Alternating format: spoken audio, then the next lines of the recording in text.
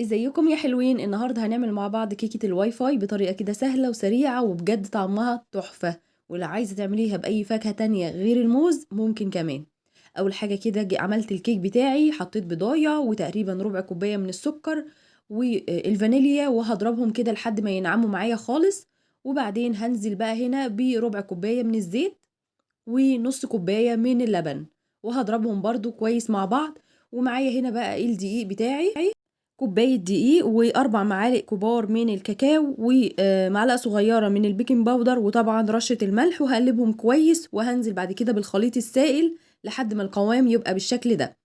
طاسة بقى على النار فيها معلقة كبيرة من الزبدة ومعلقة كبيرة من السكر يتكرمل، وهنزل بالموز بتاعي بالشكل دوت كده. وأول ما يتكرمل هنزل بخليط الكيك، هسيبها 20 دقيقة وبعد كده هقلبها على الجنب التاني 3 دقايق، وكل ده على نار هادية وبألف هنا. بس كده.